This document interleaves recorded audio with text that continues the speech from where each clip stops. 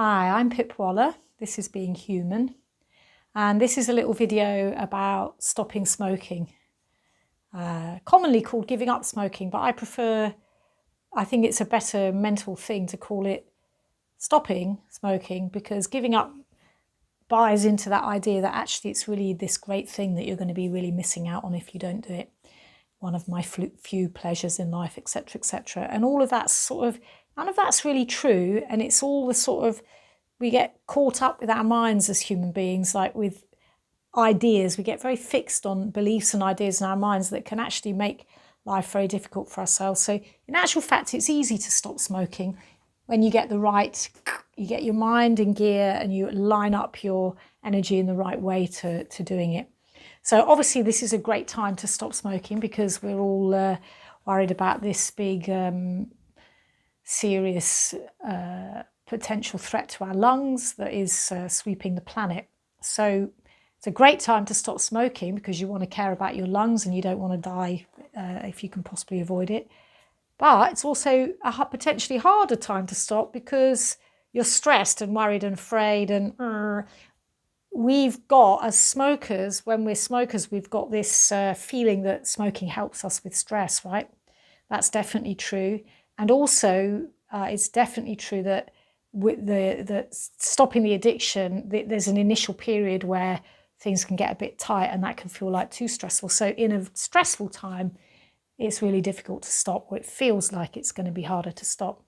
So why am I qualified to talk about stopping smoking? I've been a smoker myself. I was addicted to smoking when I was a teenager, and it took me a very, very long time to get off it. And so I've had quite a lot of experience of giving up smoking, different methods, and I kind of know what works. And I can definitely tell you that one of the things that you need to do is sort of train your mind to think about it in a different way. Start to train your mind to think about it in a different way. Get really clear on the actual facts, because with addictions, generally, any addiction, we generally have lied to ourselves for a long time about whatever it is, so that we can carry on doing it. It's like, so we've told ourselves for a long time that something's really helped us, or that we actually really like it, when actually, if we pay attention to it, we can tell that we don't really like it all that much. And also, if we really examine the situation, we can see that it hasn't actually helped us as much as we think it has. So let's lay out a few simple facts about the addiction on a physical level. It's actually not that bad a thing on a physical level, but like all drugs, this is how it works. Any drug that we take that has a big effect on us, it must be that some of our cells, or many of our cells, have receptors for that drug, so that the presence of that chemical in our blood, in our tissues, can trigger the receptors and make something happen. So I'll describe that. On each billions of cells in our bodies, the cell membrane has an ability to make little receptors which will be able to recognize a particular molecule that's floating by. So, and let's say that they're a certain shape, they're like a docking port. So here's the cell membrane and there's a little docking port there, and here comes nicotine, and it can dock on, chunk, and have whatever effects it has. So many of the cells in our nervous system actually have receptors that will respond to nicotine and change with nicotine.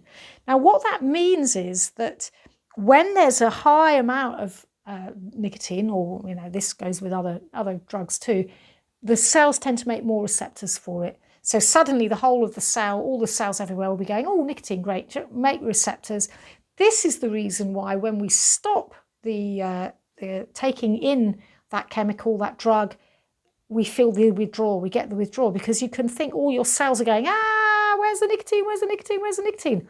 That's the bad news. And those feelings of like really intense cravings that we can get when we're trying to stop something, you can think of it, it's like all your cells are going, where's the nicotine, where's the nicotine? That's the bad news. But the good news is it's very, very, very dynamic, the life of your cell. And within seconds and minutes, there'll be less of them. Your cells will go, oh, okay, there is no nicotine, right, pack that, dismantle that nicotine receptor, and don't need it anymore. And if you stop altogether, stop smoking, stop taking nicotine into your blood of any kind, all the cells will lose their sensitivity to nicotine, And very soon you won't have any, it won't be any big deal. Up until then, the normal that you're used to is the nicotine. But once your cells have readapted to what is normal, which is the no nicotine, you won't get any withdrawal symptoms, physical withdrawal symptoms. Mental and psychological ones, they can go on for a long time. And that's, again, why it's really important to investigate your relationship with tobacco and actually change your way of thinking about it. And you can do it. You really, really can do it. Seriously, if I can do it, anyone can do it, because I was completely hooked from a very young age. Which brings me to another thing about it. What I've noticed about nicotine is that, about smoking cigarettes, is that it makes us numb. When we smoke a cigarette, it kind of, there's a way it physically numbs the lungs down. It actually desensitizes the lungs, so you can't really feel anymore. In actual fact, if you stop, you're going to start to notice that your lungs don't feel that great. Whereas when you're smoking, often you can't tell that your lungs don't feel that great, because the smoking itself desensitizes, makes it impossible to feel what's going on. So that happens in a physical level. The smoking also stops your ciliary escalator. That's the little hair-like projections of your cells that are always moving mucus up. And that's one of the ways we keep our lungs clear. Smoking tobacco stops that dead, kills them. And that means that our lungs, not only we're filling them up with more gunk, but they're less able to get the gunk out. And that's also that's the bad news. The good news is that the cell linings of the cells that line our respiratory passages, they're renewed every day or so. And then we've got a new little ciliary escalator that can start working again. This is the reason why, if you're a smoker, you might have noticed you get a smoker's cough in the morning. You've gone all night without smoking. Many of your cells have been renewed. Now your lungs are trying to clear themselves, so you're coughing. You have your first cigarette, the cough goes. You can think, oh, great, look, smoking's good for me. It's cured my cough. It hasn't. It's suppressed your lungs doing what they were trying to do to look after themselves, clear themselves. So that's a physical level, we get numb, but actually that also happens emotionally. I'm absolutely convinced. I know that's a big reason why I was so susceptible to getting addicted to smoking when I was young. I had a huge, had a lot of deprivation early in my life, and I had a lot of emotional pain, and I didn't know what to do with it, because generally, unless we're really lucky, we don't know what to do with emotional pain in our culture. It's a big lack that we've got. So having a drug, finding something that actually numbs you out, takes the edge off your emotions. Wow, that feels like a real useful thing. But in the long term, of course, that is not a useful thing, because not only you're trashing your lungs, you're trashing your health, you're trashing your heart, I won't even go on about this massive long list of diseases that are caused by or aggravated or made much more frequent by smoking. But it's actually no way to live, to be numb. It's really no way to live. Even though we live in a society that kind of wants us to say, if somebody says, how are you? You're supposed to say, fine. You're not really supposed to have feelings, particularly somebody dies. Oh, well, that's sad. Get over it. Get on with it. We don't even have proper grieving anymore. We're really, really repressed, especially here. I live in the UK. We're really not very great at feelings. We need practice to get better at them. So it can feel like it's a great thing to be numb and to have a tool that can help us not to feel these things, these inconvenient, pesky emotions. But it really is no way to live. It's like being half alive. In fact, I'm going to go further. Almost you might as well be dead already if you're not going to actually have your feelings and experience life for what it really is, like a myriad of interesting things that you can experience through your feelings. So that's another mental attitude to shift. It's like, think, oh, okay, maybe I've been using smoking to suppress my feelings. Let me have an attitude of interested exploration of what feelings are going to come up, and I'm going to learn different ways to look after myself emotionally. What else can I say? Look after your general health. Eat well, get loads of fruit and veg in, antioxidant foods, detox, because that will help you with the detoxing of the smoking and help you feel generally better. Useful nutrients can be the B vitamins, because they support the nervous system. and vitamin C. Actually, high levels of vitamin C are good for so many things, but they also really help you when you're detoxing and giving something up or changing a habit. They really can help you with your clearing it out more quickly from your body. And in any case, while you're preparing to stop smoking, smokers, all of you should be on minimum 3 grams of vitamin C every day forever. And at the moment, more, because everyone should be on more because we're protecting ourselves from unknown viruses. Okay, here's another little tip. It can be helpful to switch. Don't give up. Don't cut down for too long. Very few people are able to cut down and then stay on a very small level. And even a small amount of smoking is not great for you. Of course, it's better to smoke 5 a day than 40, but even 5 a day, it's not good for you. It's damaging for your lungs. Also, it's very, very, very difficult to cut down and just stay cut down. Normally when people cut down, they'll cut down, but then it will creep back up. So cutting down can be useful for, say, a week or a few days before you stop, so that your last bit, you've already, reduced your receptors and the withdrawals slightly less or slightly more less extreme. But don't cut down for very long. But what you can also do is switch brands, so you're smoking only a brand like Native American Spirit and Pueblo. There are other ones, but those are the ones that I know that you can get in the UK. They are tobacco brands, they're organic, and they're without so many additives, because it's actually possible to have become addicted not only to the tobacco and the nicotine itself, but to all the thousands of other chemical additives that go into rolling tobacco and ready-made cigarettes. So switch brands for a little while first, cut down, and then stop.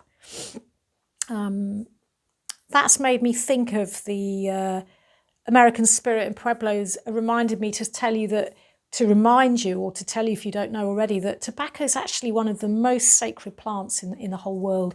Every country where it's native has it as the most sacred plant. It's a sacred teacher plant because it can connect us with God, with Great Spirit, take our prayers there. So you might think, oh, well, that's great, let's smoke all the more. But actually, no tribal people smoked in the way that we smoke in this addictive way. It didn't inhale for a start. It would be taking the tobacco in your mouth and blowing it out, not taking it right deep into your lungs. And that each smoke was done always in a ceremonial manner and as a prayer.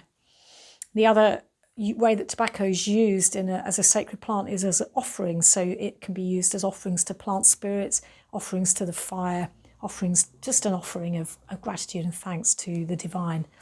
So that can be useful. Some people find it useful to turn their smoking into a prayer. And actually, I would make it, if you seriously want to start to really concentrate. Every cigarette that you have, put all your attention on it, concentrate, and make every puff of it a prayer, and make it a prayer to the tobacco to help you let go of it, to be released, to give you the willpower and the strength, the grace to easily stop. Maybe you'll smoke. So some people think that people smoke because they're desperately looking for a spiritual connection. So actually get into a spiritual connection. Start to pray and connect and notice the earth, the sky, the trees, the plants, Jesus, Mary, God, Allah, whoever you want to call God, Buddha. Get into prayer and connection. And absolutely, meditation is proven to be helpful for stopping any addiction. So if you're not already doing it, learning a meditation daily practice. If you know one but you're not doing it, start doing it. It's absolutely proven by research, if you like that kind of thing, that stopping any addictive substance is helped by regular meditation. There's a book called The Easy Way to Stop Smoking by Alan Carr. I definitely think that that's got some useful stuff in it. It's useful because it helps you think about it as just a simple, straightforward addiction, that actually every time you have a cigarette, instead of helping your withdrawal symptoms by relieving them, what you're actually doing with each cigarette you smoke is setting up the need for the next one. So if you start to pay attention to your smoking habit, you'll realise, oh yeah, that is what I'm doing. And as soon as you stop, the need to smoke is right away from the first 10 minutes. The first time you don't smoke, immediately the need to smoke is being diminished because your cells are going to be absorbing their receptors. So every minute, every hour, every day, that you don't smoke, you're freeing yourself from that trap. What else have I found helpful? I actually find this helpful. This is pretending to smoke. Or just keep your fingers there and as if you were smoking. You're touching your mouth and you're breathing in and out through resistance with a small mouth. If you do that for several breaths, you'll feel, oh yeah, you get a slightly high from it actually. It's really nice. A few reasons. Firstly, when you breathe in and out through a resistance like that, your body releases endorphins, they make you feel good. They're the same hormones you get, the same chemical that's released when you do exercise, so that high that you can get after exercise. So endorphins are released when you breathe in and out through resistance. Also, you're breathing more deeply than normal, so you're therefore, and controlled deep breathing switches on your parasympathetic nervous system, the vagus nerve, which then makes you feel calmer.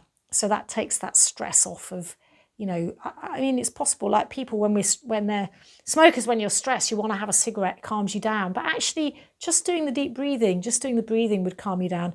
And doing the breathing while touching your mouth against resistance gives you the endorphins. And that touch, try it now, like touch your mouth. It's amazingly sensitive, your mouth, your lips and your mouth.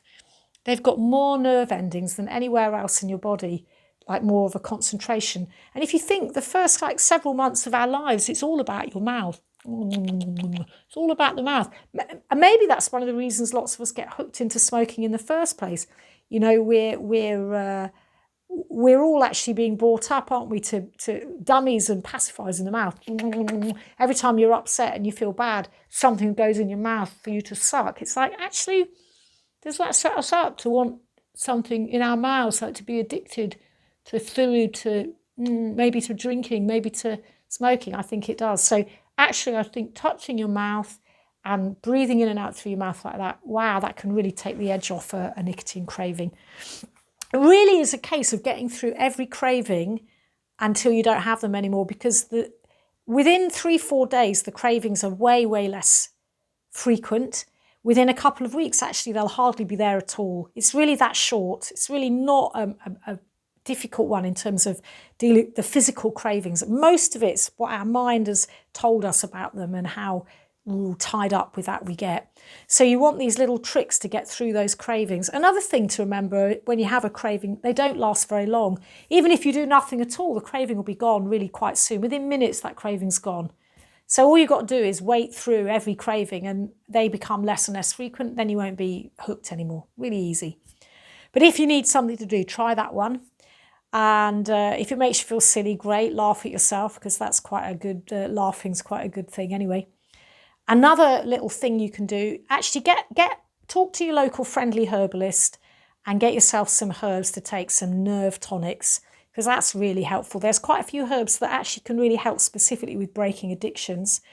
Things like skullcap, valerian, vervain and oats, amongst others. But it can depend on you and your constitution, so it's ideal if you get a herbalist to chat to. And then there's a herb, just for that short period of when the cravings are really intense, you can get lobelia herb. Lobelia inflata is a tincture. You only need a small amount. It's the same family as tobacco. And if you put 1 drop on your tongue when you're craving nicotine, it can just take the edge off. Just takes the edge off the cravings. Another little tip. What else can I tell you? I'm actually referring to my wonderful book, Deeply Holistic, A Guide to Intuitive Self-Care. This is a fabulous book. Actually, why don't you buy it if you haven't already got it? It's got many, many chapters about all the different systems of the body and lovely things you can do, mind, body and spirit, things you can do to help with ailments, with self-care, with just making your life go better. Actually, if I say so myself, it's a very nice book, Deeply Holistic, North Atlantic Books. And at the moment, you've probably got more time to read than you had before, so go for it. I'm just going to see, is there anything else? Have I said something about feelings? Yeah, if you've been numbing out with smoking, you're going to need to do something about your feelings. And yeah, you could do some really great affirmations about wanting to live. I choose life. And about breathing as well, breathing exercises, so you reclaiming your lungs in a really good way. I think I've said enough. So I just want to finish by saying that you're a wonderful person. You're here because the universe wanted you to exist and called you into being exactly as you are. Nothing wrong with you. So work on self-love. Don't try and stop smoking by beating yourself up and telling yourself how horrible you are. It's not a sustainable method.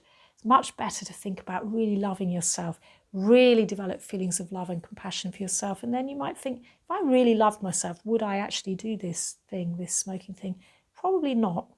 So thanks for listening. If you liked it, please click like, subscribe, tell your friends, and good luck.